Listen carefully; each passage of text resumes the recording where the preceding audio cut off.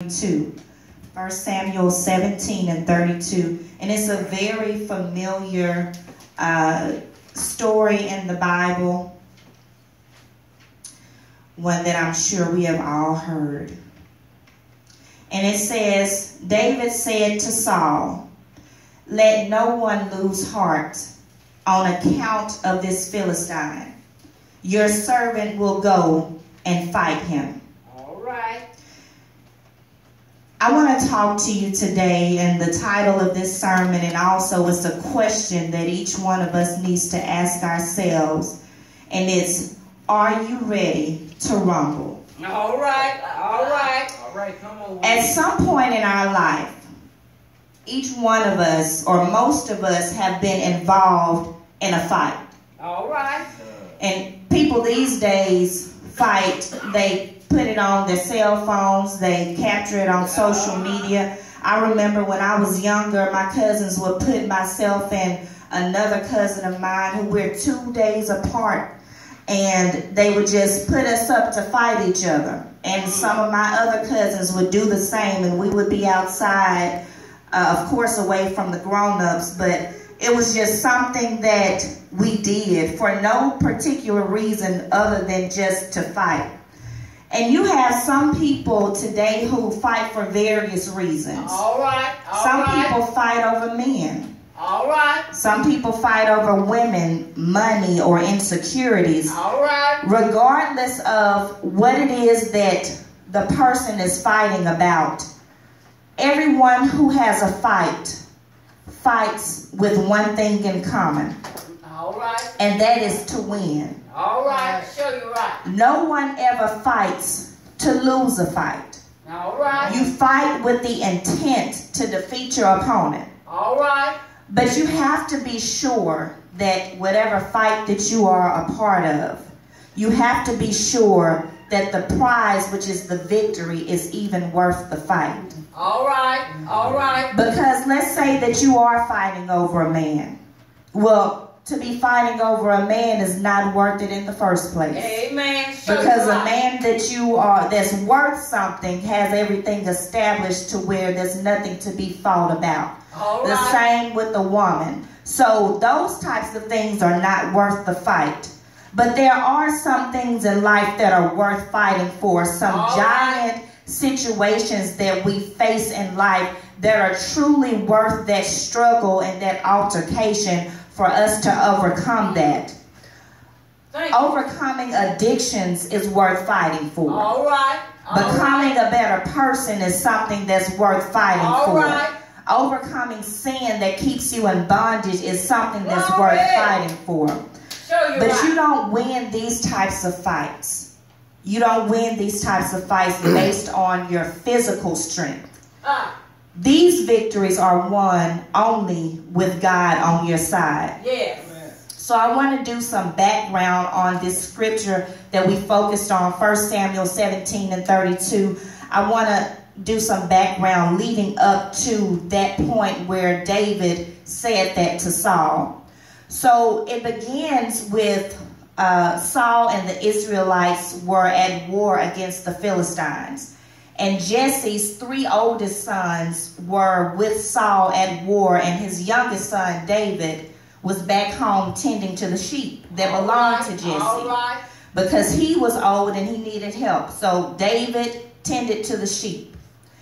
So David cared for the sheep, and he even at times had to deliver them from the mouths of, the scripture says, there were lions and bears. All right. With All God's right. help, he was able to deliver those sheep.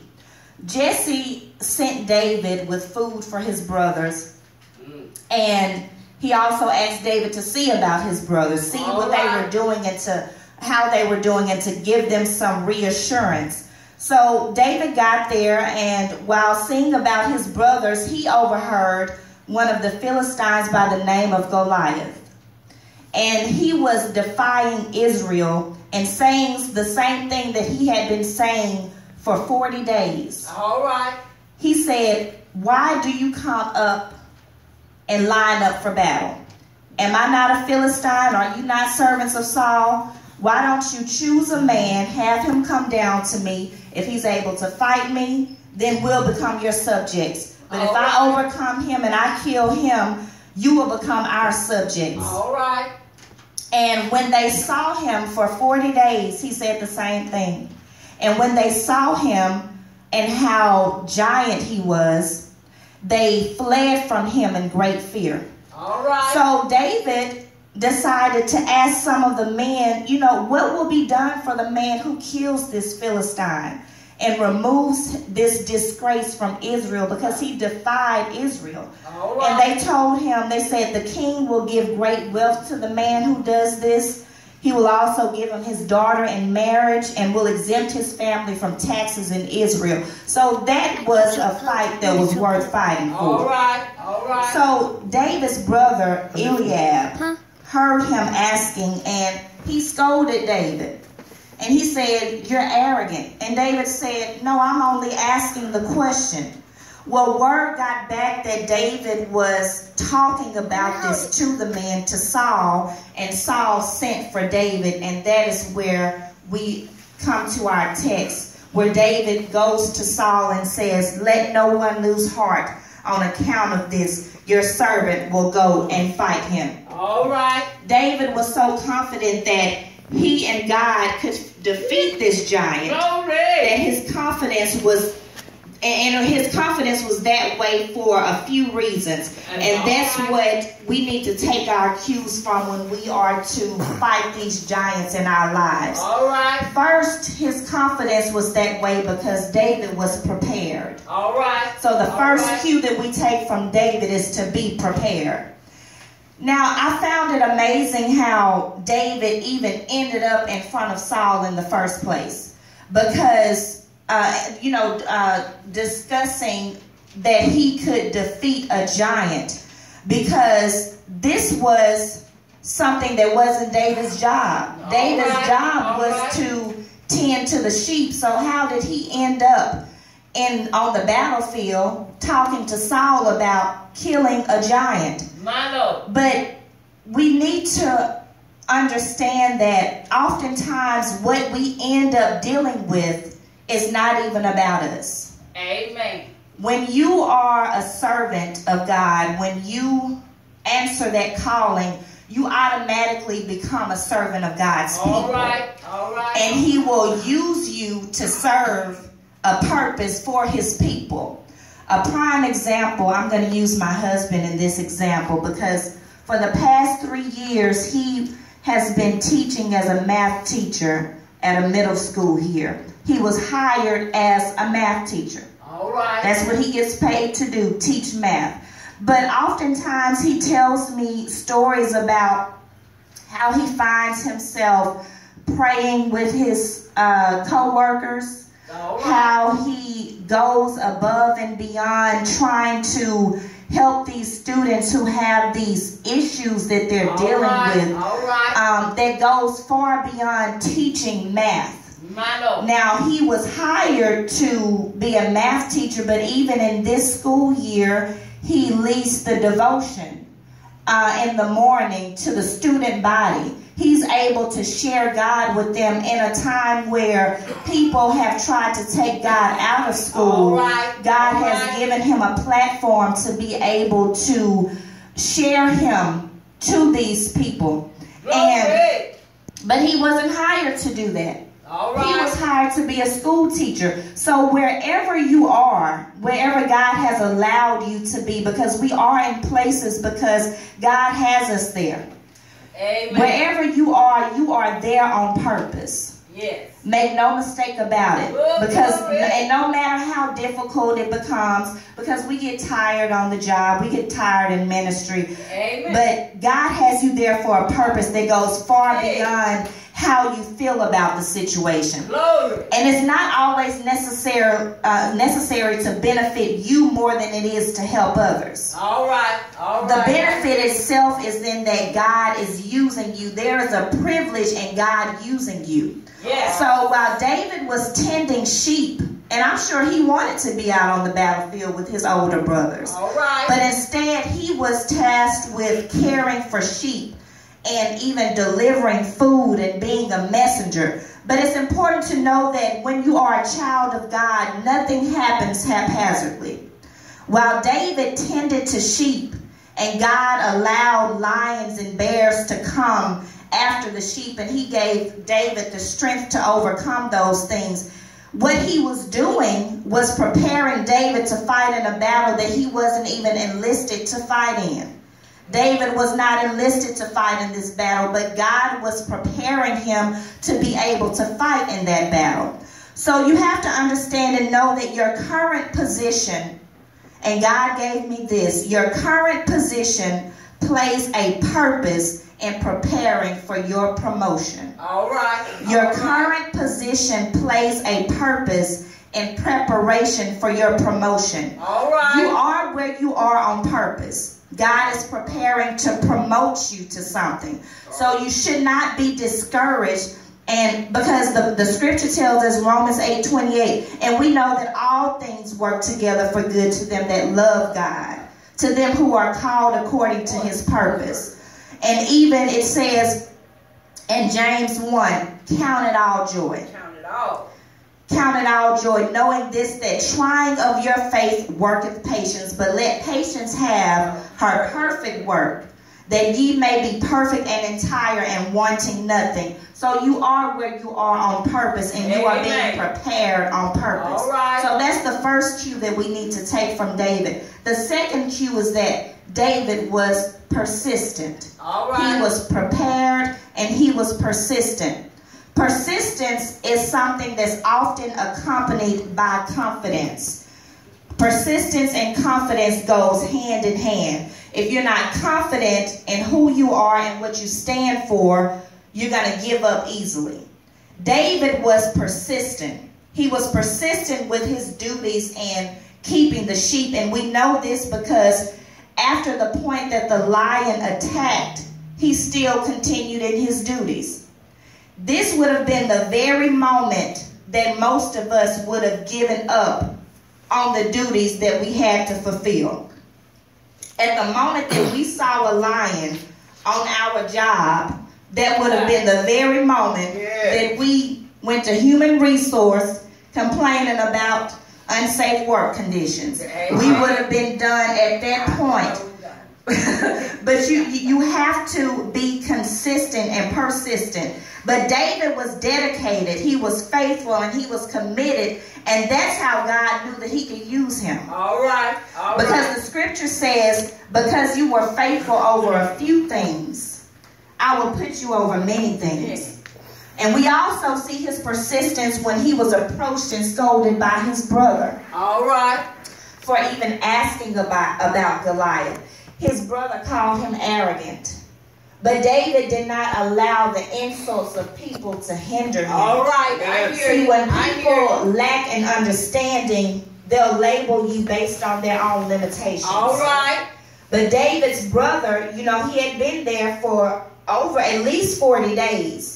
And he wasn't able to conquer the giant. All right. So when he saw David talking about the reward, not fighting, he was talking about the reward like he could actually conquer this giant. All right. When he saw All right. David talking about that, what he saw was a person who was courageous. But he also saw someone who was younger. All right. Somebody who was smaller, someone who was deemed less qualified.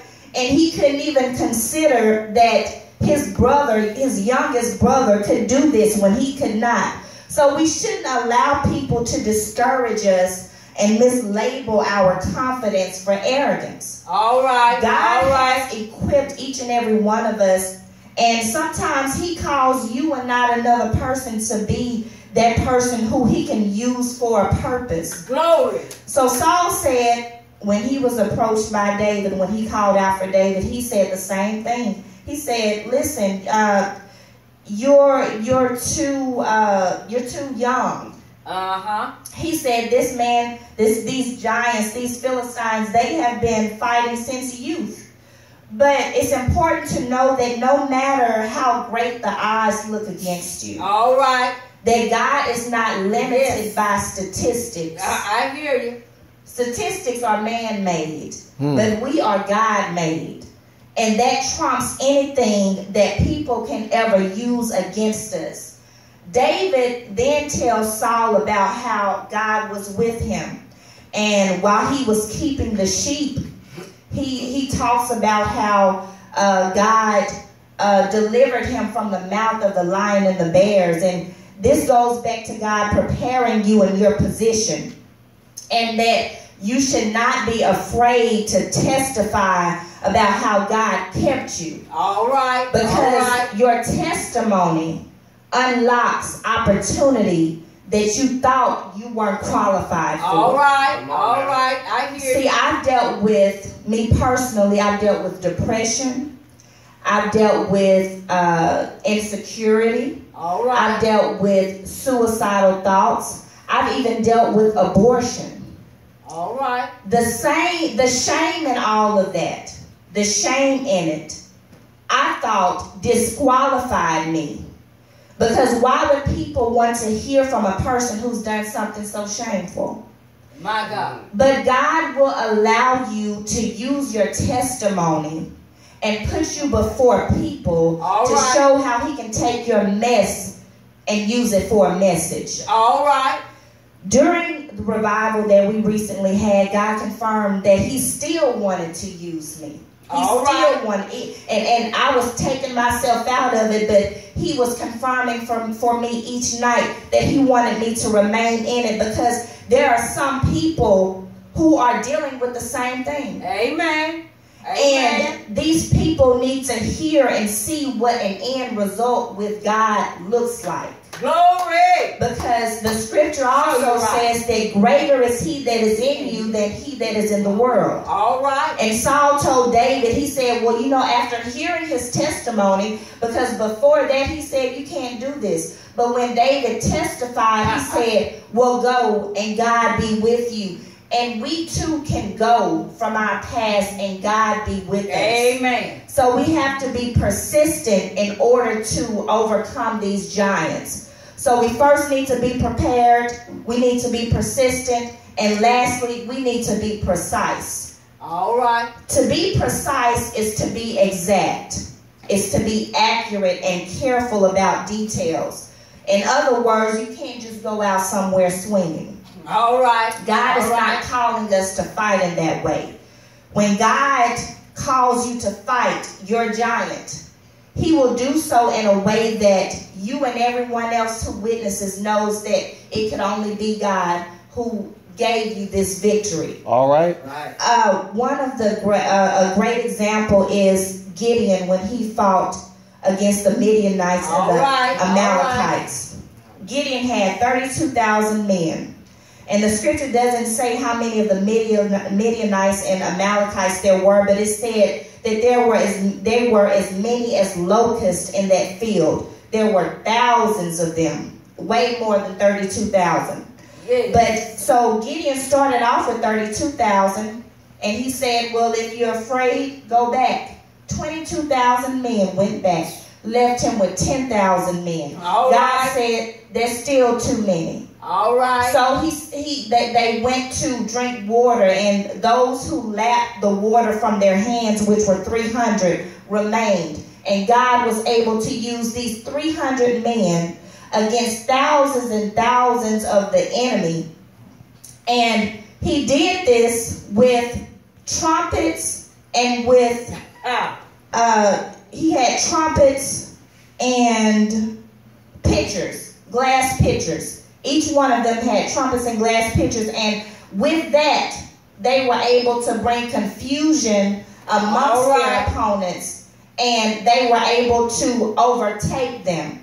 So God does not need a lot to give you a victory. Amen. So with saying that, and also in this, numbers do not intimidate God. All right. All right. Show you right. Whatever it is that you think that you're up against, it may be debt, it may be a negative credit score, numbers do not intimidate God. God will deliver even those types of things. Yes, He will deliver you from it, and He will cause you to be victorious over those things. So David gets 5 stones in a slingshot. And with that, he went out to approach the Philistines with 5 stones and a slingshot. All right. And it said in the scripture that Goliath was a giant, and he was 6 cubits and a span. And a cubit is equal to 18 inches. A span is equal to 9 inches. So that math comes out to be 9'9". All right. Was how big Goliath was. Glory. So Goliath saw him and looked over him and said, look, I'll feed you to the birds. And he was confident that based on what David looked like, compared to who he was, that there was no way that he was going to be able to conquer him. But David was prepared. He was persistent before this giant. And he said, look, you can come against me with swords, with javelins, and a spear, but I come against you in the name of the Lord. So it matters not what weapons that your enemy tries to use against you. All right. Because the scripture tells us that no weapon formed against you will ever prosper. Come on now. When you come against it in the name of the Lord. Yeah. All right. When you have a relationship with God, glory, and your faith is in God, and your trust is in Him, you know that the power is not even in your choice of weapon. My God. The power is in your obedience and your faith in God. Come on now. So David took out a stone, and with this, he slung it, and the stone hit Goliath in his forehead. My God, my God. And Goliath fell to the ground. And the Bible says that David then went and stood over the giant. So what you perceive to be a giant issue, one that you cannot overcome, every time you look up, you see it. Every time you turn around, you hear about it. All right. God will cause it to fall down and place it beneath your feet. All right. To the Philistines, David looked crazy. My God. They were confident because for 40 days, no one took them on this challenge. And I wondered about the significance of this 40 days, because if we remembered, God caused it to rain for 40 days and 40 nights with Noah in the ark. And Israel was there for 40 days and had not yet defeated the Philistines. But in both of these times, during that 40-day period, it seemed like they were in waiting and just, with Noah, they were just on a boat drifting. All right. Or the Israelites were just in a field and not able to conquer the enemy. But what was happening was that God was moving the ark to the place that He wanted it to be. Glory. And that God was preparing David in the background for 40 days. Yes. So it may feel like God is not hearing you, or it may feel like or look like you're in a place for too long that you haven't seen a change. But know that God is working it out in the background. Thank you, Jesus. He is preparing things on your behalf. With God, David was able to conquer a giant. And God used him as he was, because before David even went out to Goliath, Saul originally put armor on him. But David said, this is not me. He said, I need to take this off. I'm not used to this. God has been able to do things for me without having this on. So God can use you just as you are. You don't Yes, He can. Yes, somewhere else for God to use you. He'll use you right where you are, and He'll defeat the giant using only you. All right. So whatever your fight is against, and also I want to note this, that when I researched the name Goliath, because with David taking off that armor and still able to defeat Goliath, when I researched the name Goliath, it doesn't mean giant, but it means exposure and exile. All right. Is what that means. So God is wanting you to uncover yourself, because exposure means to uncover. And exile is meaning to exit, to depart. He is wanting you to uncover yourself and to depart from those giants that are in your life. All right. So whatever your fight is against, whether it be fornication, whether it be homosexuality, whether it be depression, backsliding. Your giant is no match for the God that we serve. Glory. Come on now. Instead of Come telling on. God how big your problem is, we need to start telling our problem how big our God is. Yep. All You right. have to ask yourself, You in the house? are you ready to rumble? My God. Because